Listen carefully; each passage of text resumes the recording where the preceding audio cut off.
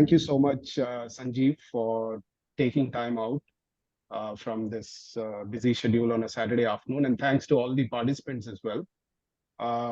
Would like to begin with just a few quick introductions. My name is Anand Nandakumar. I'm part of, on behalf of PIIMA, Pan-IIM Alumni Association, would like to welcome all of you. I'm part of the EXCO, also president of the IMA Alumni Association. So it's a great pleasure to have this kickoff of the webinar series as a part of our collaboration with Indian Angel Network. We have as key people on the session, obviously, the main star of the session is Sanjeev Bikhchandani, legend in angel investing in the startup world. I still remember a class that Sanjeev, you took for us when I was at IIM way back in 1996 on entrepreneurship. You were talking about database for patents and IP and so on. I think the very early days of InfoEdge. It's great to be connected again. And obviously, your companies, one can receive an education, find a job, get married, buy insurance, order food as well. So basically, your companies cover the entire spectrum of daily life. So welcome. I would also like to welcome Padmaja Ruparel, co-founder of Indian Angel Network, the largest network of angels in India. She's also the founder partner of the newly set up fund, Indian Angel Network Fund. And Padmaja will be leading the conversation with Sanjeev today. And without much ado, I will hand over to Suresh Shankar, president of the Pan-IIM Alumni Association, to talk a little bit about the collaboration which PIIMA has with the Indian Angel Network, followed by Padmaja Ruparel to add her thoughts, and then we can just dive into the conversation. Over to you, Suresh. Hey, thanks very much, Anand. Good afternoon, everyone. Thank you for making time on a Saturday, and thank you as well, Sanjeev, for your time and Padmaja for yours. I think Saturday afternoons are hard in Singapore, but I think, Sanjeev, we're glad we found some time on your calendar, and to those of you who are spending this time, much appreciated. We're obviously recording the session, and hope we'll make it available to a wider group as we go forward. I'll keep my remarks fairly short and simple. One, I think the IIM Alumni Association in Singapore, probably leading professional diaspora out here. We are about 2,000 odd people. We've been working on multiple things. And one of the felt needs that I think we talked about earlier was that as more and more entrepreneurs, IIM alumni and others are becoming entrepreneurs, and as more and more people were investing in as angels in companies, that we felt that the whole area of angel investing was of great interest to our community.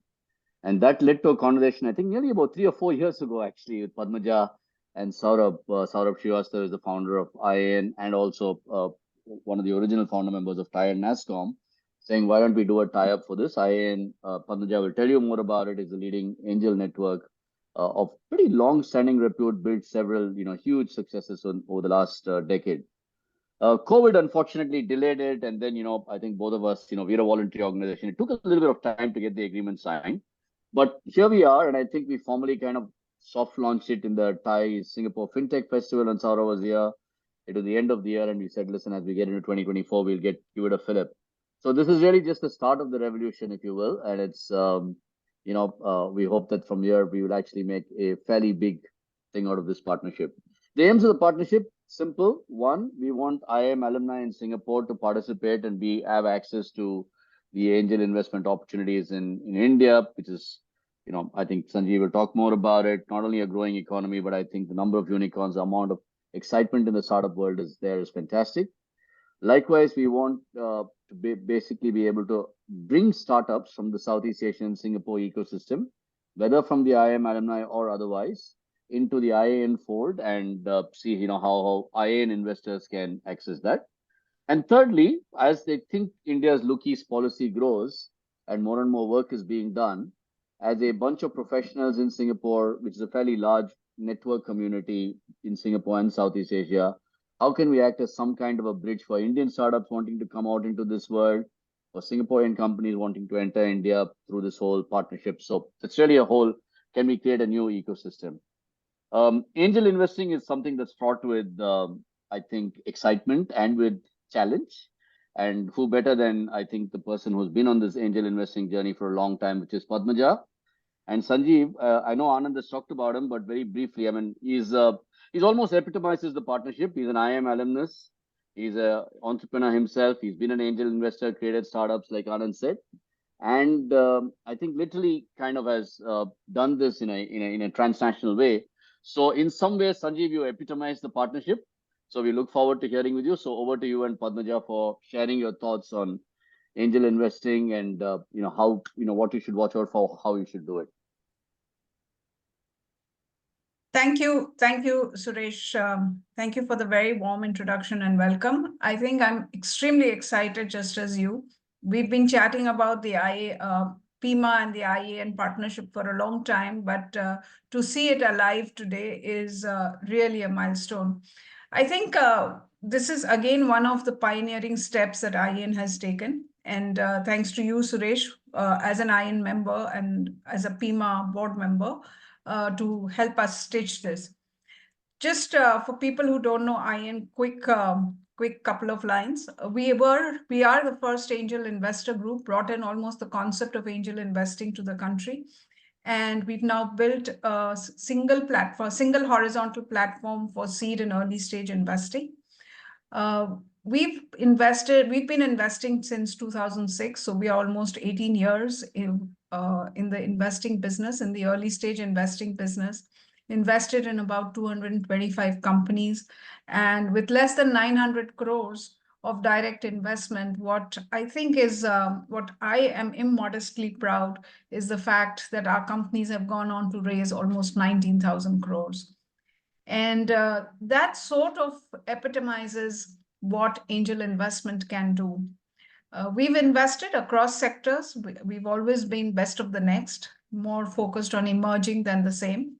And it has really helped us that we built it on a basis of risk mitigation strategy rather than just a reward strategy. So a number of unicorns in the portfolio, almost 3 unicorns, 5 soon to be unicorns. We call them soonicorns, but nowhere near to what the country can in India really create. It is on a high potential. Just to give you a quick run up onto what India is, way back in 2016, we had about 450 startups. Today, we've crossed the 1 lakh mark, and this is from government data only. So there may be many other startups who are not yet listed. Funding in early stage startups with at least one angel investor touched 1.6 billion in 2023, right? And early stage deals or investments accounted for 57% of the total funding in the first half of calendar 23. So as these numbers tell their own story. The potential of investing in something which is best of the next is just galloping here. India is, as you know, known as the fastest growing startup ecosystem. But I think what is not very known is the fact that we are not just focused here in the country on the traditional sectors of just technology or technology products or consumer tech. I think it's moved on. Space tech has opened up, drones have opened up, agri, manufacturing tech, and all of these are now attracting early stage investment. So honestly, the PIIMA IAN partnership is really, really fortuitous and really well timed, because it can bring some very interesting companies for investors. And I think for companies, some very well-connected domain experts, industry experts onto their cap table. And I think that's what the power of angel investing is. It's not just money, but it's the fact that investors can bring in mentoring, they can bring in global market access. And I think it's just bringing all the financial and non-financial investment together that makes it happen. On that note, I mean, Sanjeev, everybody talks about you, and I'm really, really thankful that you could take out time today and join us on this session and lead it. I think you're not only the star, but to me, you're much more. You are the person who I go to, who's given me some sage advice many a time. And I do know very many people look to you for that. So I think thank you very much, first of all, for being here, for sharing your journey and, sort of walking many of us through our journeys as we go along. Um, Sanjeev is, as you know, the powerhouse behind Naukri or InfoEdge India, India's premier job portal, but many other companies now in its portfolio, and has left an indelible mark on the nation's digital economy. As you would soon find out, his entrepreneurial journey extends much beyond his Naukri.com. It goes across a diverse portfolio of 99 acres, Shiksha, and then built Zomato and Policy Bazaars, all unicorns. And I don't look at InfoEdge or Naukri as actually a unicorn, but an institution. And I am Alam himself. Sanjeev has been recognized with accolades like the Padma Shri and embodies the spirit of innovation and impact in the Indian business landscape. Once again, Sanjeev, thank you very much for joining us. On that note, sorry, no. You were saying, sorry. Yeah. So on that note, Sanjeev, you are an inveterate entrepreneur. First generation entrepreneur, classic garage to IPO journey. What really I wanted to know is what got you excited about angel and early stage investing, from being an entrepreneur to being an investor? First of all, Padma, thank you so much for inviting me onto this. And thank you so much to the Pan-IM Association in Singapore. I spoke at the first Pan-IM Summit, I don't know, 2015, I think, in Singapore. I was there, and that was a very grand affair, and it was great, and I enjoyed myself. So thank you so much for inviting me for this. If you're an entrepreneur and a founder, and you're probably in love with ideas, right? But you can't do more than one or maybe two yourself, right? So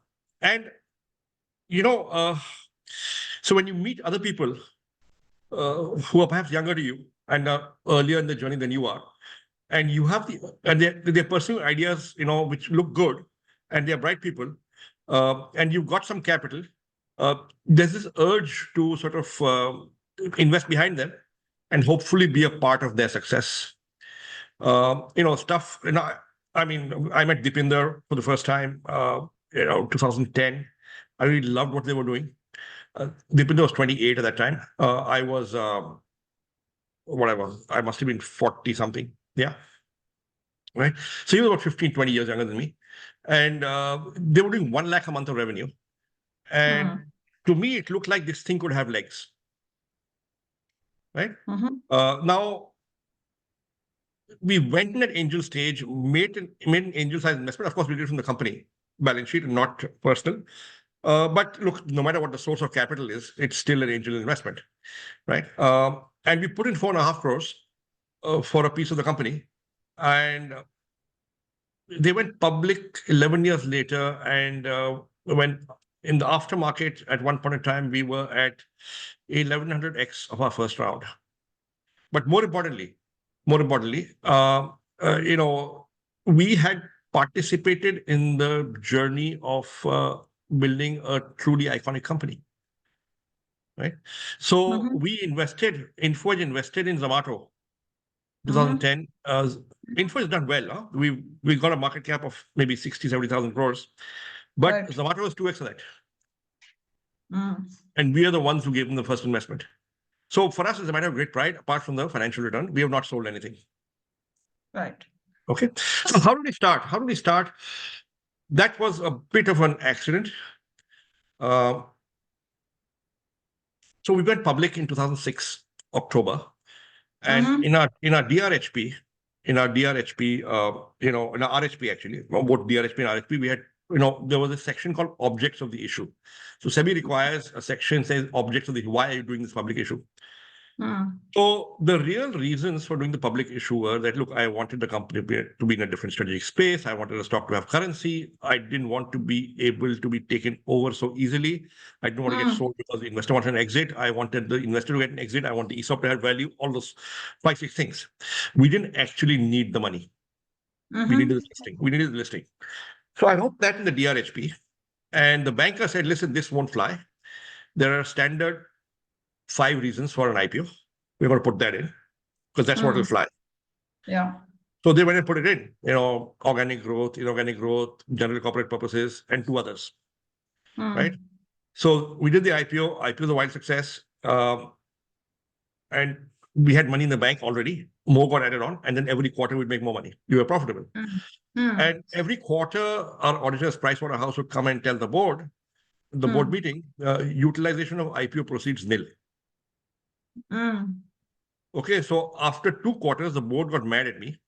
And Saurabh was on the board that time. Okay, he got mad at me and said, listen, Sanjeev, do something. You can't have use of IPO proceeds nil. After a while, SEBI will get upset. So then I reopened the RHP and said, what have we said we'd use it for? And we figured that the only thing that could work is inorganic growth. Nothing else was possible. So we went out looking for companies to buy, couldn't find anything. So we said, okay, fine. We think investing in startups is also inorganic growth. There's plenty of entrepreneurs trying and good ideas, young people. Indian market is growing. At that time, there wasn't the kind of venture capital that there is in India today. And so we went back to the board and said, listen, we want to invest in startups. And the board said, fine, go ahead. And that is how we began to invest in startups. So, shuru mein majburi thi, obligation tha, so chalu kar diya. But, over the years, it sort of grew upon me and I began to like it and enjoy it. And then I began to do it full time for the company. And I've done a few companies personally, but I've stopped doing companies personally now. I've just focused on investing on the behalf of the company. Right. No, so interesting how you started investing, right? It was more driven by SEBI requirements in some ways and what you had stated. But, bringing it back a little bit, Sanjeev, to the audience that we have, to your mind, who are largely individuals, as I understand, is angel or an early stage investment an asset class that should feature in HNI, ultra HNI portfolio? If so, to your mind, how would you see this asset class different from other classes, whether it's listed, mutual funds, etc.? And more importantly, for an investor, what is it that he needs to think about, he or she needs to think about, that this is mandatory that I need to have or I need to think about if I want to become an angel investor? You meet all sorts of people. There are people who don't do early stage investments in private companies at all and don't want to do it. And that's their strategy. And I have classmates from IIMA like that. Then at the other extreme, there are people who say, I only do this. Right? A few of those. And then there are people in the middle. Okay. Now, what I have found, first of all, there's of course the prospect of a decent financial return over a period of time. But I think the people who are happy doing angel investing, whom I know well, are happy because they like to work with entrepreneurs. They like to invest in early stage companies. They love the ideas. They love working with entrepreneurs, and they put money. And then they're skin in the game, so they work more passionately with the entrepreneurs, and they get along with them and they mentor them, and then they make money. So it's sort of for those people, it's not just an investment. It is a source of livelihood. It's an occupation. It's a passion. So there are people I know who invested in maybe 60, 80, 100 companies, maybe 200 companies. Right. They do it. It's almost full time for them. And there are people who are passive. They'll do 5, 6, 10, 20 over 2, 3 years. And they'll wait for others to take the lead and they get an exit. I'm the sort of person who, if I invest in a company, I would like to spend time with the entrepreneur. So really, it depends on what you are looking for. It can certainly be financially remunerative and therefore worth your money and give you your money's worth. But the point is, it can be intellectually stimulating, engaging, and a good way to perhaps give back to younger companies, your time, your expertise, your knowledge, your access to your network, and help them along the way. And in the process, create value for those companies. And of course, multiply your own money as well, since you invested. So it depends what you're looking for. But yes, I would certainly, as an entrepreneur, as a founder, I would certainly like to work with other founders and entrepreneurs and help them build their companies. And therefore, I'd look at this very favorably, personally. Right. And if you're a passive investor, then you're really looking at it as one more asset class in your portfolio. And sort Now, of. over there, I would say that, look, to be an angel investor, you need to be patient capital. Right. Returns are lumpy, returns are infrequent. Some companies go under. You must have a portfolio approach. You cannot do 3 companies and sit back. You got to do 30, 40, 50 companies at least. So that if 20% do well, you get your money back and then more. Okay, but if you do only 5, maybe all 5 would fail. Right. Yeah, actually, you're right. Because unless you have that portfolio approach, you won't take the right risks, and you still need to mitigate those risks with some. So, the thing is that why do you invest? So if you're an informed angel investor, which means that you have taken the trouble to meet the founder, meet the company, study it, and then taken a call. As opposed to, hey, 4 of my friends are investing, so I'll put money behind them. Right. There are enough people to do that also. They've got money. Yes. 3 of my friends are investing. I'll put money behind. I don't have to get involved with the company. But if you get involved with the company and you're actually assessing the founder and you're doing a reasonable study, even though it's a small sum of money for you, but you're still taking interest, then, you will get a fair idea of the company's prospects. But you will only go in if you actually believe the company is good or the founder is good. And the truth is, Padmaja, so we have invested in over 100 startups by now in the last 15 years. Yeah. Every time we've gone in, we have believed that this entrepreneur is good, the company is good, it's going to work, and that's why you go in. Yeah. But the truth is predictably so poor that, if 20% succeed, it's a good hit rate. Right. And that's the risk. That if you do only 5 or 10, maybe none will succeed. Because you got the wrong 5 or 10. But what you went in thinking they're good. Yeah. So you have to build a risk mitigation strategy, is what you're saying. You have to build it across a number of companies in your portfolio, across sectors, and not that you know all the sectors yourself. Over time. You need time diversity of risk as well. You invest at the peak of the market or bull market, right? Yes. Your chances are you're getting you could be getting a very high valuation. There may be if the market corrects, you may not get the next round. Right. On the other hand, there's time diversity of risk that you build your portfolio over consistently, right? And then every year I will do between 5 and 10 companies. At the end of 5 years, I'll have 40, 50 companies. At the end of 10 years, I'll have 1,800 companies. That's when you can look at having a successful strategy on a systematic basis. Right. But to take this point one step further, Sanjeev, from the perspective of our audience, is we have a lot of individual angels, right, who want to invest. Now, unlike you, where you have the info edge machinery behind you to be able to invest across different sectors, take the lead, do the diligence, do the research, get the portfolio monitoring, etc. done. For individuals who may be also doing it part-time more than full-time, how, for them, there needs to be another mechanism, like either relying on a group or relying on a formal network, or, partnering with more active investors and becoming a passive in some, and the reverse if they are the domain experts for a different company. So how do you view that? I mean, let's take some examples, right? Right. Supposing you say that I want to invest, say, 60 lakhs a year. Right. For the next 5 years. So 3 crores. Right. Okay. And then you say, I will, divide my thing across maybe 8 to 10 companies a year. You're talking about 6 lakhs, 7 lakhs per company. Right. Now, that's not a lot of money. And the founder may or may not take you seriously if you just give that kind of money.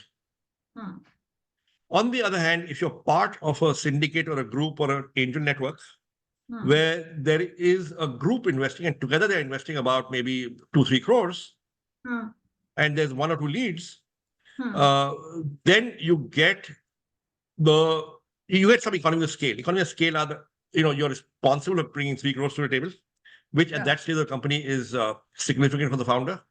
Right. Your voice therefore gets heard, not now, just now, but in the future. You get a shareholder agreement, which sort of gives you rights collectively. Right. You get a couple of leads who are looking after the investment.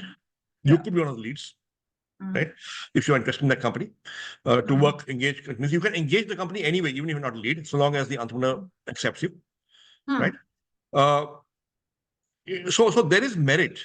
There is merit in going with a group. Now, only time, I've gone into a couple of companies personally, not being part of a group. They've basically been classmates of mine from IMA. So, he wanted money, he sat next to me in first year in section A. And he said, listen, I need help. I need your name. Give me 10 lakhs. I gave him 10 lakhs. I'm still But holding. that's not angel, Sanjeev. That's family, friends, and That's right. that That's right. yeah. So, that's the only time I've gone in without a group. Otherwise, the company goes in, company will hire lawyers, do diligence, will sign a shareholder agreement, will get rights. There will be full-time employees looking after it, that overseeing the investment. Right. And that's what the secretariat of angel group can do for you. Therefore, your risk becomes slightly lower. For example, right now, one of the companies I invested in and was a lead of for IAN is Wow. Right now, Well, if you recall, we invested more than 10 years ago. Yeah. Right. And and we invested a sizable amount for an angel round. That's right. Which is the largest angel round of IAN till then. Of course, now it's been surpassed many times by other companies. Yes. But the point is, over 10 years, there have been others sharing the load of oversight. Right. There's another lead, there's a secretariat. Right now, there's a partial exit happening at a handsome valuation. And I haven't had to do a lot of running around. There's the IAN secretariat, which is, getting the agreements or, getting everybody to agree, looking at the SHA, the share purchase agreement, and so on and so forth. So stuff like that happens, which takes the load off you actually on administrative areas. Also, apart from, the oversight through the life of the investment or even negotiating the SHA while going in, doing the diligence, all those things. So a group can benefit. A group will help you, get a voice to the table, help you get rights, even though you only invested 6-10 lakhs or maybe 6-8 lakhs. The collective wisdom of the group, the network of the group, so if once you put in 5-7 lakhs, you will want to help the company. So all you got to do is, if the company needs help and you're a lead, you put out on the WhatsApp group of those investors in that company that, listen, this company needs a connect here or a connect there or is facing a problem here. Can anybody help or advise? Invariably, advice comes in because these are well-networked senior people, accomplished founders and others who take out the time to help a company they've invested in, even though it's a small sum of money they put in. Yeah. So thank you. And so let me take a little turn here, if I may. Sanjeev, you've invested across sectors. You've been successful as your investee, in your investee companies, either unicorns or sunicorns. You invested, as you said, in Wow Momos, which is a sunicorn, Burger Singh, Shipsy, then Zomato Policy Bazaar, of course. Now we see diversity in your sectors like insurance, food. There's a diversity in business model, maybe even at the stage of the company that you would have invested at. Is there something common amongst all of this? What I'm trying to get to an answer from you is, what's the secret sauce for the Midas touch? Because I'm sure there's something very insightful here, which I would love to learn. So I'll tell you. So in hindsight, I can say, okay, this is why we invested and it worked. But the truth, Padmaja, is that when you're going in, you are going in with half knowledge, half information, a lot of judgment, some belief, some assumptions, some hope, some faith. And every time you're going in, you're optimistic. You've got to be an optimist to do angel investing. You can't be a pessimist and do angel investing. You've got to believe the company will succeed. And the truth is, many companies don't succeed. And you were wrong. Okay. Now, but we stayed on long enough that the ones that where we were right, it makes us look intelligent. Okay. So there was a company, a really good guy, a smart guy, a company called Merit Nation, and he's still a friend of mine. Okay, Pawan Chauhan. Right. We exited at a 50% haircut after 10 years.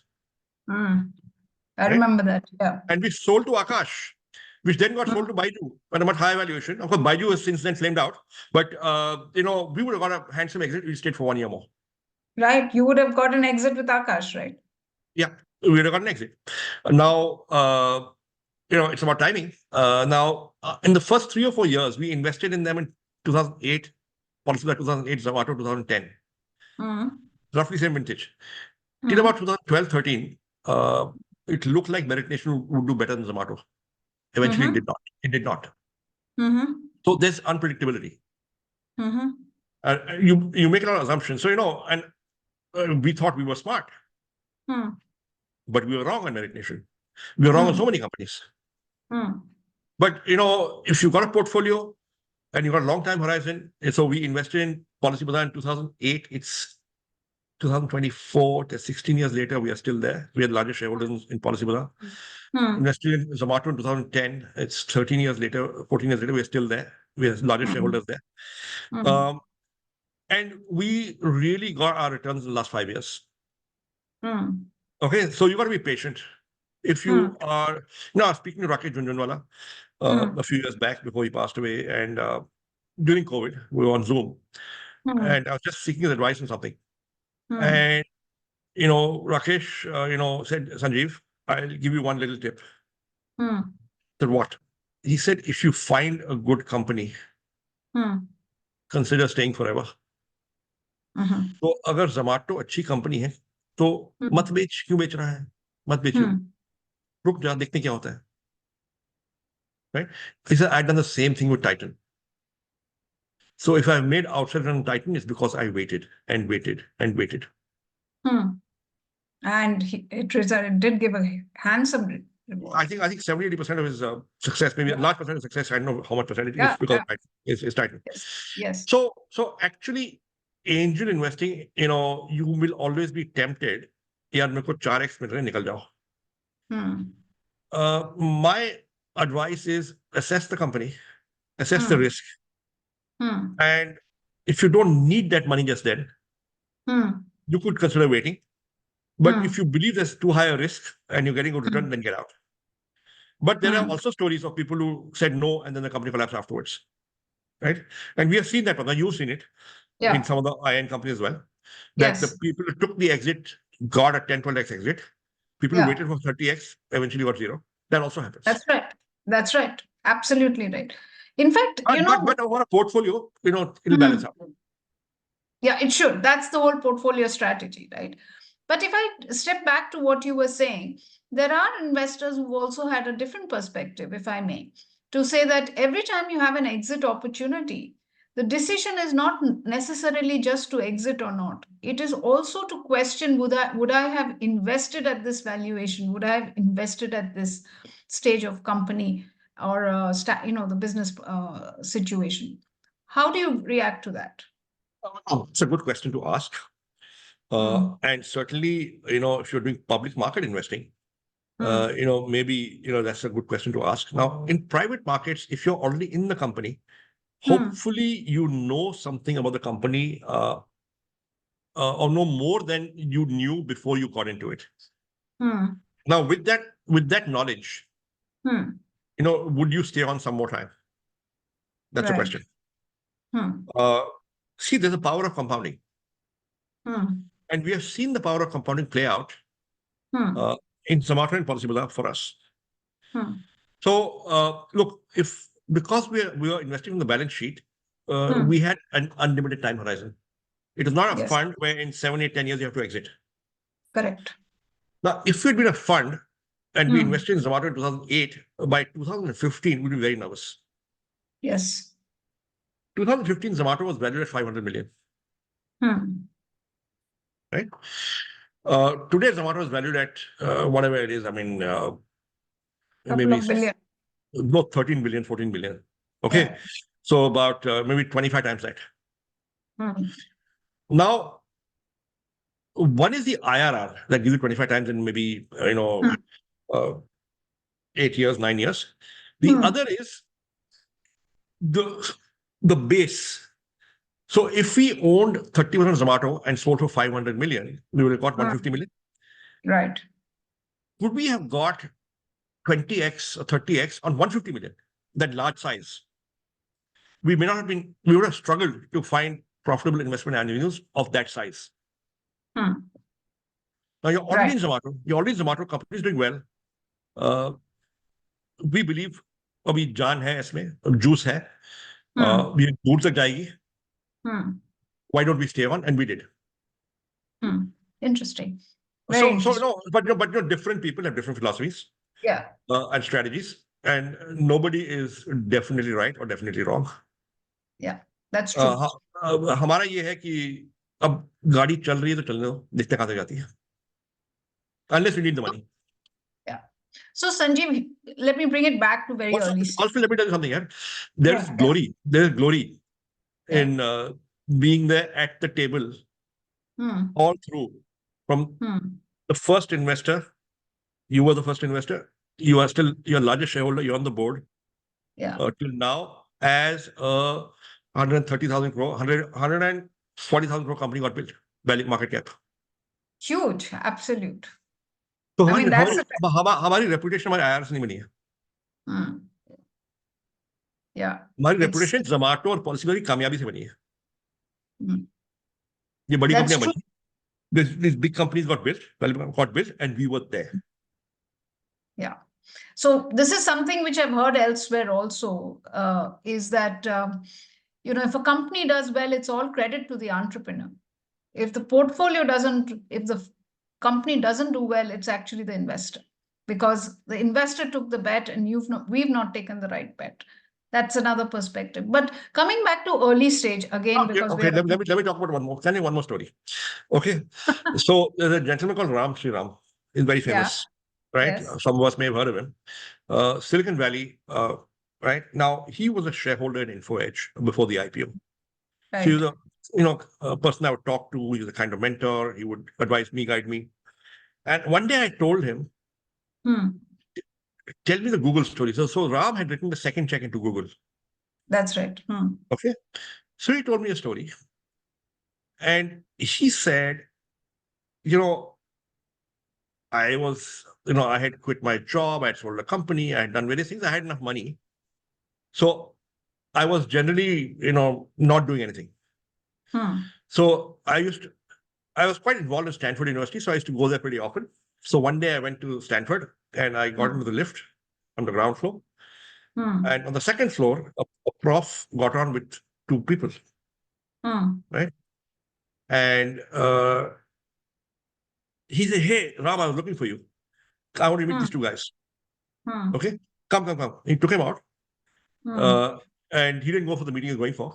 Instead, he went to the prof's office, and the two guys were Larry Page and Sergey Brin. And he said, they have built something very interesting. It's running on the Stanford servers. It's a better search engine. Now, in those days, there were 9, 10, 12 search engines. There was Yahoo, Lycos, Hotbot, InfoSeek, Intami. I mean, Punjabi say. And they were not doing a very good job of giving accurate searches. There was a lot of spam coming out on top. And he tried out, it was not called Google then, it was called whatever it was. It was some experimental project. And, it was a student project, it was a PhD project, and running on Stanford servers. And he did a few searches and he said, wow. So he asked the two of them. So the prof said, I want you to help these guys, they're PhD students, can you sell the technology? So since you know everybody in Silicon Valley, why don't you go along, take them with you and help them sell it? So he asked them, how much do you want for it? So they said, we are happy with $1 million. We just sell it. So he took them everywhere. To all the search engines. He knew all the founders, CEOs, whatever. And they all declined to buy the technology for $1 million. Really? $1 million. So he was telling the story of the guys at Yahoo, the founders at Yahoo. Says, we love your technology, but we'll never buy it. Why? If we buy it, we'll have to kill it because we're not going to use it. Why? Because we get our revenue from advertising. And advertising, the more page views, the more ads we serve. And people are going to find what they're looking for too quickly with your technology. And we'll not get enough page views, and we are valued on page views. Our valuation is on page views. So we will not buy it. They passed. Everybody passed. So So they came back disheartened after a few weeks. So Ram was sitting there and said, what do you want to do? What do you think we should do, Ram? What do you think? What is your advice? So Ram said, why don't we make a company out of it? And let's see where it goes. Right? So the prof cut the first check. And Ram cut the second. Ram cut the second check. Right? So he was an angel investor, and he was really the French philosopher guide. And that's a true role of an angel. Right? And Ram is still on the board of Google. Yeah. And I think it was $100,000 check, maybe $50,000. I don't know what it was. And that, when about 12, 15 years ago, was worth 6 billion. I don't know what it's worth now. Oof. But that is the story of angel investing. That truly is, yeah. Yeah. So let's come back to a little bit on the early stage, a little, I've often heard this, that a class A idea with a class B founder is not as good as a class A founder with a class B idea. Now, that probably is very seminal, because early stage, when we invest at angel or very early stage, there's very little data to diligence. There are a lot of gaps in the business. The proposition also may not be complete. The technology may not be complete. And yet, you've invested in such companies. So and you are expecting, as you said, every investment that you make, that you'll make higher than market returns. So what is then involved here in terms of diligencing a company, in terms of what kind of heavy lifting before you invest? What is it? What is that formula? What's that formula that you work with when you just have two guys standing there, and you may like them or you like the idea better? How does it work for you? I'm purposely being a little open-ended so that we get you to talk. We often get it wrong. We use our judgment. We do our homework. We do ref checks. Okay. And we often get it wrong. Okay. But the question is, out of the 100 or so companies we invested in, maybe 150, 170 founders, we have not gone wrong on judgment of character more than twice, to the best of our knowledge. Maybe thrice. Right? So I think that is, now the founder may be defeated by bad strategy, bad execution, wrong employee hiring, competition got too much money, market tanked, some assumptions are wrong, got a great product but could not sell. There are 100 reasons. But I think the first and most important thing is your assessment of commitment and integrity on the part of the founder. And that is something where, if you go wrong, you feel really terrible. My judgment about the person was wrong. And that is something you diligence thoroughly, which is ref checks, friend of friends, hostel mates, classmates, former colleagues. And the chemistry with the founder, because you ultimately need to work with him. Yeah. So at the end of the day, one of the tests that we used to have is that, would I be okay meeting this guy for a drink in the evening? And if the answer was no, then I think twice. Then I can't hang out with the guy. If you can't hang out with the guy or the woman, then boss, why are you investing? Right. If I get a phone call, will I duck the meeting? Will I duck the call? Yeah. After putting in money? Or will I feel like ducking the call? I can't duck the call because it's my duty to take the call. But will I say, oh God, he's calling again? Sir dard nahi hona chahiye. So that's another test that you got to like the person. When you do business, people like him. So what you are saying in different words is that almost 70-75% of the weightage of going ahead with the investment is on the person or the founders. Founders matter a lot, yes. Matter a lot. But we want both. We want a good founder pursuing a good idea. Yeah. Okay? Right. We also have our beliefs. Now, if I tell you my anti-list, my anti-portfolio, It's quite Hmm. remarkable. Mm-hmm. And then you'll say, man, how can he be called a good investor? So I said no to Flipkart in their pre-series A without even meeting them. I looked at the deck and said, we're not doing this. Mm-hmm. I said no to Ola after meeting in the pre-series A, after meeting Bhavish. Hmm. I said no to Lenskart in the pre-series A after meeting the guy, Piyush Bansal. I said no to Snapdeal twice at 28 million. I said no to, I think, Big Basket. I think I've said no to so many companies that went on to do well. Right? Yeah. Okay.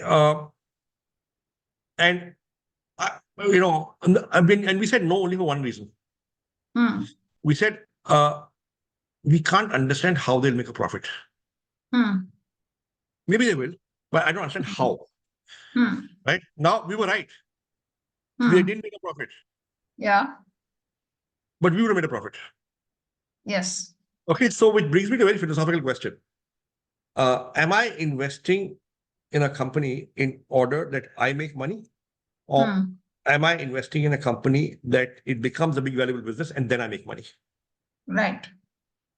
And big valuable profitable business, sustainable business.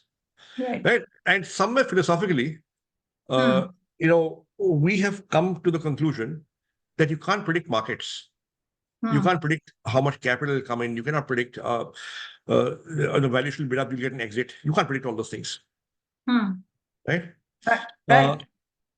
What you Because you're can, just yeah, I mean, who knew in 2010 or 12 when I saw the Flipkart deck for the first time that itna paisa aa jayega e-commerce mein that it'll be a huge sector. Right. Right? Who knew that TARP would be done and the world will be awash with liquidity? Who knew that after COVID there'll be so much money printed that the world will be awash with liquidity and it'll push up prices everywhere, Right. including private companies? Who knew?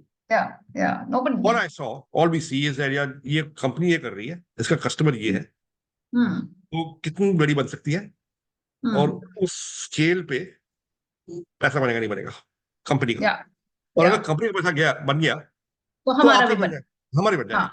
हाँ. Simple logic. No, Okay. so that's the method to the madness in some ways. So that's the method, that's our method, but there are others who would make much more money than me. No, true. I mean, but what you say sort of reverberates with what I hear at IEN with all our investors, even at board meetings, is business without profit is not a business. So in Hindi, it's dhanda without munafa, doesn't make sense. So now that's a conservative way to do it, but when the world is awash with liquidity, for a long time, this is called conservative and stupid. But now suddenly it's smart. True. But we've talked about. I think Suresh has a question. Well, there's a lot of questions in the chat from the group. Yeah. So I was just thinking, Yeah.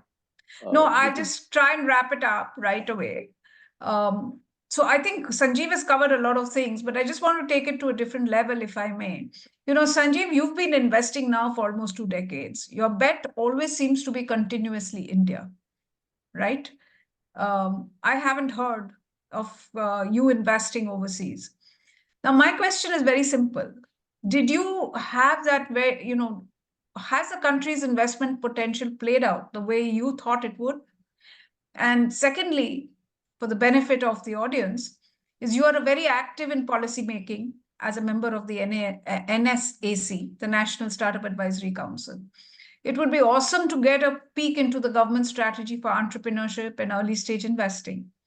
And how is it thinking about overseas investors, especially from Singapore and Near East, coming into India? That's my last question, to give a slightly macro view to our audience. Okay. So look, our bet is India because we are in India.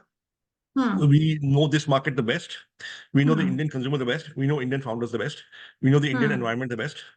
And what we invest behind, what we understand in markets and areas where we understand it. Okay. So we understand the internet, we understand technology, we understand consumer, we understand B2B. We've done it ourselves. We understand India. So we invest. This is why we invest. We invest in what we know. Okay. Now, to Indians overseas, they probably also know India. They have an umbilical connect. They probably visit 5 times a year. And they've seen the action in India. I mean, the government has got 100,000 startups registered, but should look at unregistered startups. Maybe 500,000. I don't know, maybe 500,000. So basically, a few things have changed in India. And since this is a pan-IIM gathering, a few things have changed in India over the last 30, 40 years. So I finished in 1989. I graduated in 89 from IMA. If my class size was 171, I think, or 170 odd. If you had polled the class and said, how many of you would like to be entrepreneurs at some point in time in your careers, maybe 10 or 15 hands would have gone up. You were raised and brought up to work for large multinational corporations or large Indian conglomerates. Right? True that, yeah. To be based in India, because in those days, there were no foreign jobs at the IIMs. So your future was India, your future was private corporate sector usually. Very often the preference was for multinational corporations. Right? And so that's what people aspired for. Today, if you ask that question, first of all, the class size is 3x, 170 is gone to, or 2.5x, 170 is gone to 420, right? And the number of hands that will go up will be 30 or 40%. Right. So जहाँ 15 थे, वहाँ 100 हैं अब, at the very minimum. So the aspiration of young Indians has changed. Entrepreneurship is now a mainstream career aspiration for many, many, many educated people. Right. So you see, in the earlier days, there was entrepreneurship, but it typically was, by inheritance, by being in a business family, business community, business caste. Right? So only a few people became entrepreneurs, and they did not get into the IIMs. They did not get into IIT. Basically, if you go and ask at the IITs and the IIMs, how many of you would describe yourselves as middle class or from middle class families? I've done this, right? Roughly 80 to 90% of the hands go up. See, it is middle class parents, middle class India who flog their kids and beat them up and say, if you don't study, you won't get anywhere in life, right? You have nothing to inherit. We have no money, right? You have to study hard, clear that entrance exam, get the marks in the board exam, get to good admission, and then doors will open. And I'm pretty damn sure 95% of this audience went through the same experience when they were growing up, right? And then after you go to IIT, go to IIM, you clear the IAS exam or you get a job somewhere, you were brought up to go through your career doing a salaried job. Now, this thing we had to change in post-liberalization. Yeah. You already had the IT services companies which served as role models because they were founded in the early to late 80s. Yeah. And they showed people that you can be educated and you can still do a company. So this business of middle class, highly educated and qualified entrepreneurs by choice, right, not by inheritance or birth, was a trend that began in the 90s. Right. That's Really. when the IT industry started. But I know IT started early 80s, but by then they began to succeed. Yeah. And suddenly they were in the news. Yeah. And then you said, hey, if they can do it, so can I. Yeah. Maybe वही हूँ. Maybe वहीं से आया. Right? And then as the first wave of dot-coms began to succeed and then venture capital came in, by the late 90s, that is when, it gathered momentum. Now, of course, the hiccups, the 2000 meltdown was a hiccup. The global financial crisis was a hiccup. But the underlying trend continued. Human aspirations had changed.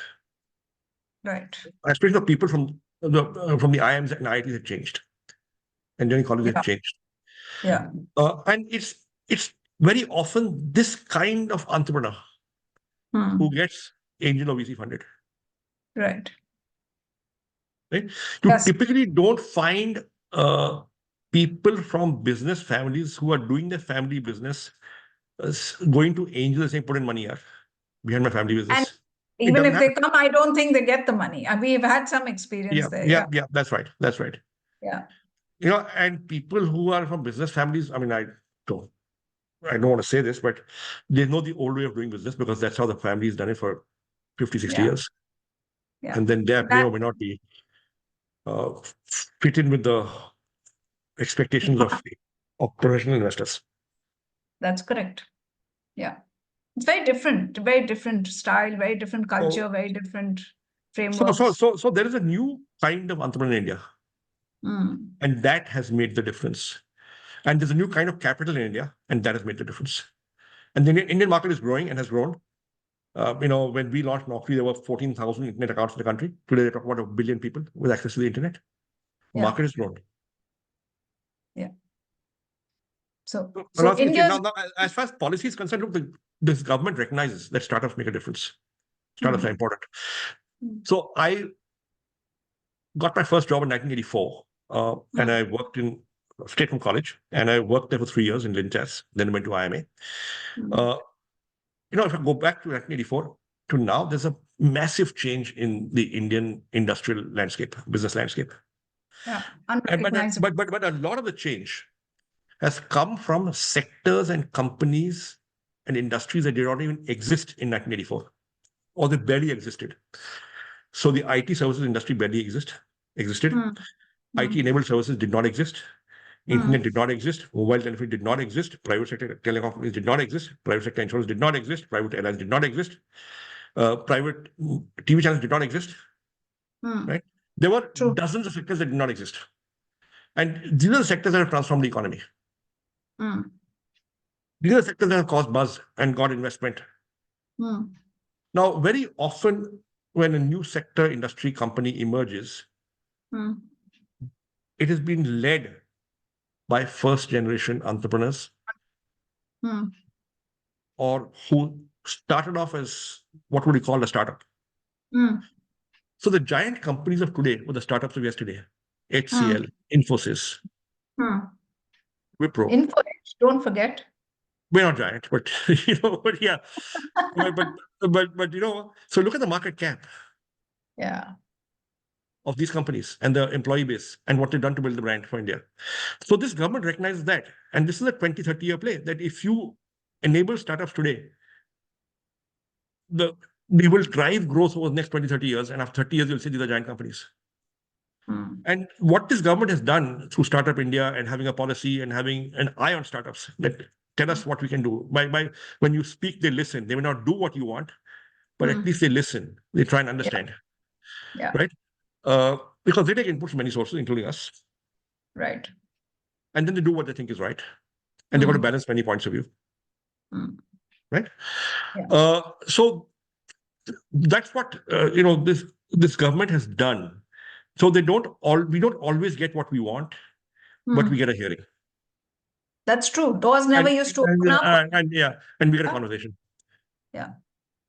That's true. I agree with you there. So on that note, Sanjeev, India is growing, Indian startups are growing, investors are growing, money is available, and I think we are now building companies in India for the globe. So on that note, I'll stop. Anand, over to you. Sure. Thanks so much, Sanjeev and Padmaja. So what I'll do is I've kind of collated the Q&A that's come in the chat and try and paraphrase them. So the first question comes, the theme comes from Shobit and Amit. This is about, I think, Sanjeev, you mentioned earlier that you need to have almost investments in a portfolio of 40, 50 companies because only about 20% succeed. There are 2 or 3 related questions on that. First is, how do you go about building such broad sectoral competence where you know enough about so many founders of companies and then bottom up know how for each bet, what is the best approach? And how do you spend the time and the involvement that comes with that as well as manage the risk? So that's one question. And a related question is, would you recommend investing equal amounts in each of these investments, or are there situations where you would invest more or less in a particular startup? And in the same vein, should one participate in follow-on rounds or just invest once and leave it? Okay. So the answer is 2 words. It depends. Okay. So when we are investing from the company, Info Edge, we've got a larger pool of capital. We've got a dedicated team of 15 people. We've got money from Temasek and Info Edge both in our fund. We take bets of a certain size. So we may go in very early, which will be around the time angels come in or just after angels come in. So the nature of the company is the same. The assessment you do is the same. But if the bet is not of a particular size, then it's not worth your while giving your fund size. Right? Now, as an angel, it's different. Because you probably have a smaller sum of money. Right? We've got about 450 million under management. And another maybe 250 million from the balance sheet. So about 700 million under management. So the decisions in the fund and the company are different. Decisions as an angel investor that I made are different. Right? Now, in the company and the fund, we are focused. We are focused on tech, consumer internet, B2B SaaS, mobile app, all that. So we built a competency there because if you have 15 people focusing on that. Now, within that, there are sectors. Right? We build a competency there because there are 1 or 2 people on each sector. Okay. Now, as an angel, you cannot possibly have sectoral competence in 10 places. Question is, as a group, does somebody in the group have that sectoral competency? And you can build half competency and understand it, and then ride on the other person's competency. Right? Or you can even say, listen, I'll stay focused on these 3 sectors because I know them, I've worked in them, and I'll basically do these 3 sectors, and both are possible. Right? But over 5 years, if you build 50 companies, you do 50 companies, I think you have to go outside your personal expertise. And that is where investing as a group helps, because because over time you learn who's a smart investor, who takes good risks, whose investing style meshes with yours, who do you trust and believe more. Right? So when we did Wow Momo, I was one of the leads. But I got a colleague of mine to help me analyze the company. And analysis we did was as if it was as sophisticated as a VC fund going in. And that's what gave us the confidence to go in. And I went in with a much larger check than an angel investment check. Right? And because we were going in with leads, a lot of other people came in also because there was signaling value there. That investment was slightly lower risk than an angel investment because the company already had 35 outlets and was profitable. Right? It's done well for IIM. It's become a big brand. It's a unicorn. Okay. And I went in the next round as well, as did several other angels from the IIM. And I went in because the company had done well. And the founder came to me and said, can you please, I need the money. We are doing well. Here it is. Can you please invest some more? Because that will signal to the others and they will come in. So on merit, I went in. Although if he had not requested me, I may not have gone in. But you see, typically what happens is if the founder is good and he's honest and he's hardworking and he's diligent, you will hopefully get to personally like the founder. And you will want to do stuff for the founder. And you will be an angel, as the name signifies. Right? I also have a feeling, personal feeling. And my team in the company is often mad at me about this, that you don't know when to cut losses. You don't know when to cut off a founder. Because you're a founder yourself, you're always sympathetic. Right? And I am sympathetic.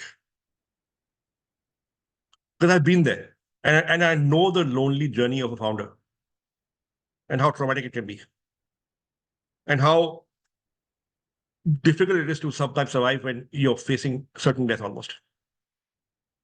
And you say, if I give him 6 months more, maybe he'll survive. Maybe he'll do this. Right? Of late, inside the fund, at least, now that we have third-party capital, I have begun to distance myself from and allowed myself to be overruled by the team. Okay, and step away. But that's a personal feeling I have, and that's something you got to be dispassionate about. Okay, but let me also tell you, we were solo for the first 4 rounds in Zomato. And that is what gave us our crazy return. It cuts both ways. There was a point in time when we owned 57% of Zomato because we were solo in the first 4 rounds. So it cuts both ways. My natural instinct is to be sympathetic. It may or may not make good business sense. So the jury's out, boss. I don't have a perfect answer to this question. Got it. But just to summarize, group is better than just individually taking Because bets. there's many points of view. See, when I tell you something, I remember the Wabomo calls. There were questions being asked that I could not have imagined. Because some guy has a different perspective, some other guy has a different perspective, and they've all come with their own experiences. These are experienced business people. So simply the questions being asked, I think the founder gained a lot. Even though they may be stupid questions, some of them. I certainly gained a lot. Hey, I never thought of that, Yeah, absolutely. So group is better. And then as far as it comes to a group of smart people is better. Smart people. Yeah, obviously. Group of very smart people. Yeah. I mean, that's the value. Yeah.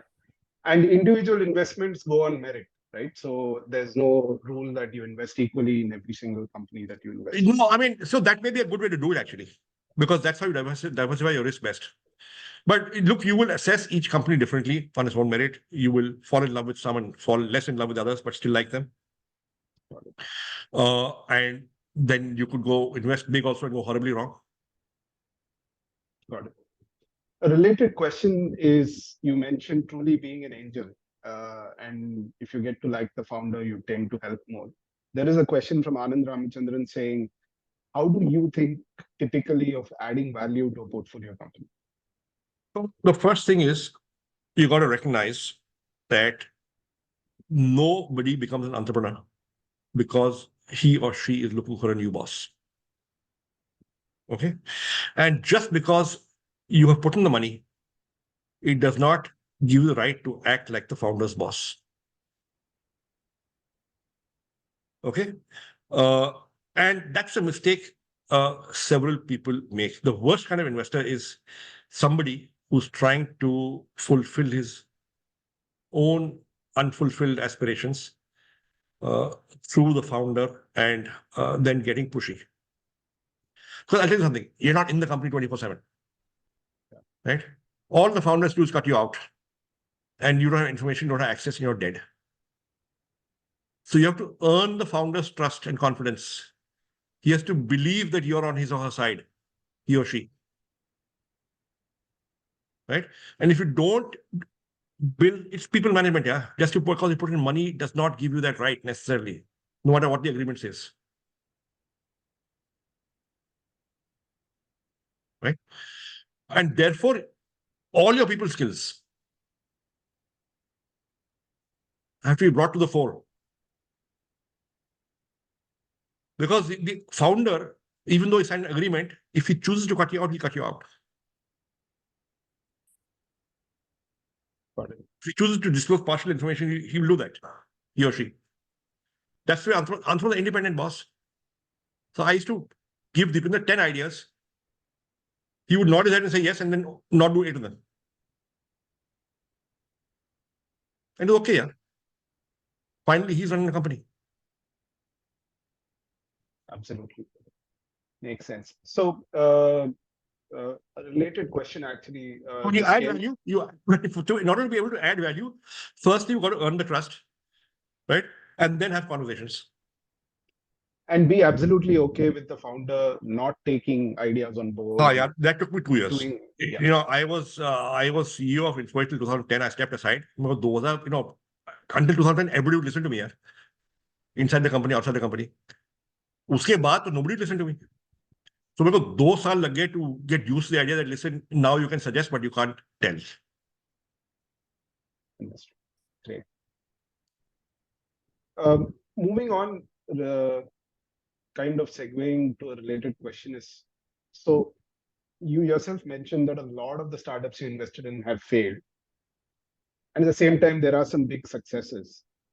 So for the ones that failed, are there any common learnings in hindsight, or is it that each case is different and more of a hit and miss? Each one is different. You know, what Tolstoy ka tha na, all happy families are alike, and all unhappy families are unhappy in their own special way. Okay. Yeah, or own different way. Ye wahi hai. You know, all successful startups are alike, and you will give the same reasons. A great founder, product market fit, great technology, IP, network effect, great execution. Standard 7, 8 reasons you'll give. जो fail होती है, you know, each will have its own unique reasons. Right? But if I look at some patterns, I think market leadership is important. Now, the best kept secret of market, and if you're going in first check, if you're going very early, then if there better not be an established incumbent in that market. You got to have first mover or early mover. So the best kept secret of very many market leaders is first mover, early mover. And not just in tech markets, even in any other market. Okay. Second is some sort of IP, some sort of moat, some sort of network effect, which exists today or may exist tomorrow, can be built. Third is the founders. I mean, do they have the hustle to make sales happen? See, there is one quality that every founder must have, right? And that is the ability to get revenue. Now, can this person make revenue happen, or somebody in this founding team make revenue happen? Very important.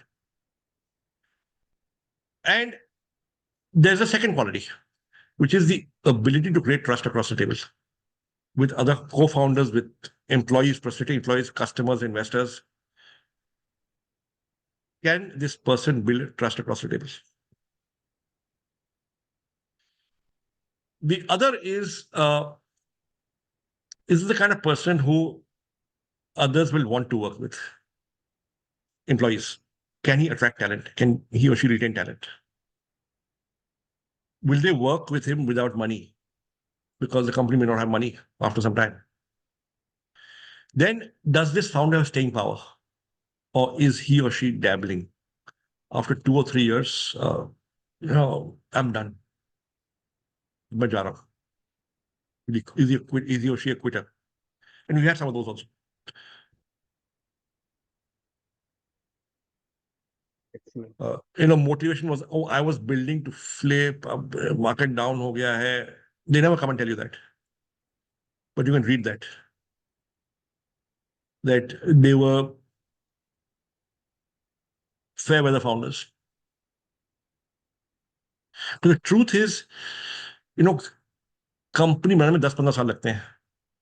And उन 10-15 साल में there'll be ups and there'll be downs. So when they're downs, will they quit? Yeah. Great. And these are all judgment calls, and we often get it wrong. You're investing in a 28-year-old guy. How on earth can you predict he, you know, 10 saal baad, he'll be 38, he'll have an organization of 5,000 people, and he'll be a great people's person. He's never led a team of more than 2 people there. And you're making that call. Absolutely. I think Anand, if I may ask Sanjeev a question, because an IIM alumni discussion in some ways, and I think there's one question for Padmaja on how is IIM planning to invest in Singapore-based startups. But Sanjeev, we are a bunch of IIM alumni. From an alumni perspective, you know, we all tend to be, you know, how we are analytical, we debate, we want to do all of that stuff. Obviously, a lot of the tech startups, a lot of the people who are doing things in startups are just going straight from engineering college or whatever to do this stuff, right? But in this group of IIM alumni, is there any specific thing that you would say to how people should approach, leave maybe the whole management, the corporate kind of a thing? Like, how can we as IIM alumni either be better entrepreneurs or better investors? Yeah, better investors is about a lot of decisions based on fuzzy data, lack of clarity, imperfect information, the ability to live with ambiguity, and therefore you're making a lot of judgment calls. Some data, some judgment, and then you pray hard, yeah, and you work hard. Okay, and therefore, if you do enough of them, then you'll get your judgment right in some cases, and they will more than make up for the rest. So the math is simple. Let's say you do 5 lakhs in 50 companies, right? And you've done all your pre-work and you selected the best possible as per your judgment. You do 5 lakhs each in 50 companies, that's 2.5 crores. The ones that succeed, right? Let's say if 10% succeed or 5% succeed, right? That's 25 companies. No, sorry, 2.5 companies. So let's say 3 companies succeed and they give you 100x each. Because that's what they're capable of giving you. The ones that are wild. Right? You got, how much money you got back? You got 100x into 15 lakhs. You got 15 crores back.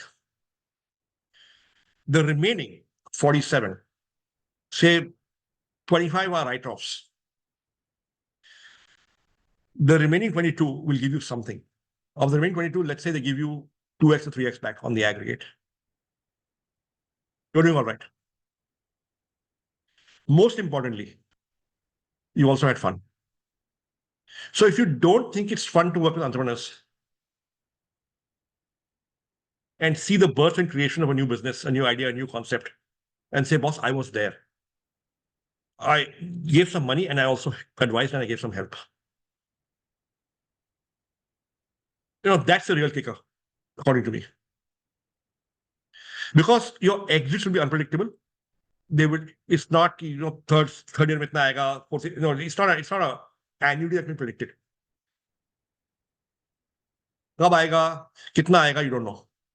But aega. And I personally relate to what you said about as an entrepreneur, investing in other entrepreneurs, there's a little bit of emotion involved in it that gets in the way sometimes of that, but it's what we do as entrepreneurs. I think Anand, Padmaja has a question on the Singapore startups and IIM. So maybe the two of you want to address that. What can an IIM alumni do if they're starting something out here? How IIM will help? No, so let me take that, Sanjeev, if I may, from the IIN perspective. So IIN for the angel investors is also setting up something called an angel fund, which is a SEBI registered fund. So what happens is that for investors from overseas, including from India as well, but just because we're speaking to overseas-based investors, they will invest in the fund and then the fund will invest in the company, be it in India or overseas. So companies based in overseas, they can raise money here. It can be invested through this fund. SEBI allows investments to come through the fund structure. And again, you'll get the money back from the fund structure. So it's possible to raise money for entrepreneurs, and it's also possible for investors to invest in India through the fund structure, overseas-based investors to invest in India. Does that answer the question? Yeah, I think so. The process side, for those who are raising money, please write into PIIMA, write into us directly. We would be happy to pick up on that, work with you and bring you in front of investors and take the process forward. At IIN, we do the full 9 yards. We bring in the deal flow, we shortlist it, vet it, we work with investors to help them diligence it, leverage the IIN's ecosystem to bring in whatever domain expertise we need. For instance, we have a formal agreement with Department of Biotech, Government of India, to access their scientists, their technologists to help us understand the science better. We work for the due diligence, we work on the shareholders agreement, the team does all of that. And then there is a regular portfolio management function, which is processed out in detail, and then represent the investor group in next rounds and exits. So we, in fact, do the 9 yards. And that makes it easy both for the entrepreneur. He doesn't need to chase 20 investors. And it's easy for the investor that all of this is taken care of by IE team. And therefore, all you need to do is at 2 levels, take the decision to invest and exit whenever those opportunities come up. And secondly, to actually spend most of your time in value adding and working with the entrepreneurs.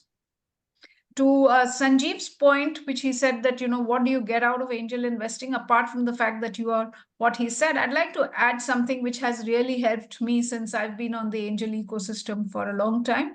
I think it's changed me as a person. Every single entrepreneur, whether we invest or we don't invest, is actually a guru. They, in that 45 minutes pitch that they present to you, they actually bring the whole ecosystem, that whole sector, the market understanding, competition, what's happening, what's not happening. They actually teach you in those 45 minutes. And it's a very humbling experience and a very, very learning experience. So I agree with what Sanjeev said, but I did want to add this one point because it really, really, not only, it just broadens your entire vision, your thinking, and you're working with some of the smartest minds. Thanks, Padmaja. Yeah, and maybe that was Deepa's question. So just to add to what you said, Padmaja, is as part of the collaboration, we have now initially unlocked the angel investment side. Very soon we'll come with communication on how alumni startups based here can also benefit from this partnership. So watch this space in the next few weeks or so. I think Sanjeev, there was one question, possibly the last question, but an important one, saying you mentioned a 10 to 15-year horizon for startup to eventually succeed, payback, even your own experience. What themes in India excite you today, taking a 10 to 15-year kind of horizon? So an investor need not have a 10 to 15-year horizon. Because as an angel investor, there'll be many, many opportunities for you to exit earlier on, because in Series B, Series C, there'll be investors who will come in who will want to do a secondary apart from the primary. That's the observed behavior. So as an angel investor, you need not have a 15-year horizon in the company. Now, of course, if you do have it and the founder wants you to stay and gives you the option of staying, then you can gain immensely if there's a company going places and you stay on for a long run, right? But now, as far as sectors are concerned, we don't do it bottom up or top down. We do it bottom up. So we never look at sectors. We meet about 1,000 startups a quarter in the in our funds, and we invest in maybe 3 or 4. Okay, so if in 2008 somebody had told me, why don't you look at the insurance comparison sector, I would have said, are you crazy? What on earth? There's no sector. If in 2010 somebody told me, listen, this restaurant listing sites is a great sector, there was no sector. So if you are investing behind category creating companies, which is what we often invest behind, okay, then there is no sector. Now, having said that, look, there are now sectors that have emerged where there's still growth left. And there's still new companies being formed. For example, QSRs are suddenly red hot, right? And QSRs have been around for 20 years, maybe longer. Okay. Would I look at QSR again? I might. If it's a good concept, good founder, gap in the market, good value prop, I might. But having said that, we just meet each company. We don't think about sectors. And that's the way we do it. Now, others look at sectors. Others hire analysts to build a sectoral competency in this area. And maybe it works for them. We prefer to do it this way. Got it. So it's the idea and the opportunity to create new. You're picking founders and companies. We don't pick sectors. Yeah, understood. Excellent. We are coming up to an hour and a half mark. We've covered the questions. Maybe Padmaja, I'll hand over to you to thank Sanjeev, and then I have one slide on next steps for those angels who want to be part of IAN. I'll close off with that, but over to you, Padmaja. Thanks, Anand. So, Sanjeev, the kind of comments we've seen on the chat box says it all. We had a very, very interesting session, but more than that, I think it was a very interesting session, learned a lot. Every time something new and some insights, nuggets of wisdom that have really helped. Really appreciate the time you've put in. 90 minutes on a tight schedule is not funny, I understand very well. But really, really appreciate it and thank you. To everyone out there. Thank you so much for inviting me. And all the very best to Pan IIM Singapore and to IAN in Singapore. Thank you, Sanjeev. And to everybody who joined this afternoon, thank you. Saturday afternoons are really a beer afternoon, but appreciate your time, engagement, and some excellent questions. We do look forward to inviting all of you to join IAN. I think it's a journey that is really exciting and a roller coaster ride. Please join in. Help us make the portfolio from 10 billion to twice that. And on the way, have fun and returns. Anand. Thank you so much, Sanjeev and Padmaja. Looking forward to this collaboration. This is just a first webinar, and we are on a long journey, facilitated by a lot of people, both at PIIMA in the past, as well as Padmaja and team at IAN. And we look forward to this. Obvious practical question, and I'll, unfortunately, being a management graduate, I'll end with a slide. So I don't know if you can see my screen. Basically, if you are interested in becoming an IAM member, then basically fill in a Google form, express your interest. We'll connect you with the relevant person at IAN. So far, we've had already about 20 people interested. We hope that number will grow. There's also a QR code. We'll share these details after this event as well in our WhatsApp groups and so on. And we also have a WhatsApp community of alumni interested in angel investing. Please do share that as well. And with that, once again, thanking Sanjeev, Padmaja. We'll bring this event to a close. Thanks a lot, and look forward to seeing you all at future events. Thanks a lot. Bye-bye. Bye. Thanks, Sanjeev. Bye. Thanks. Thank you, everybody. Bye. Thank you, everyone.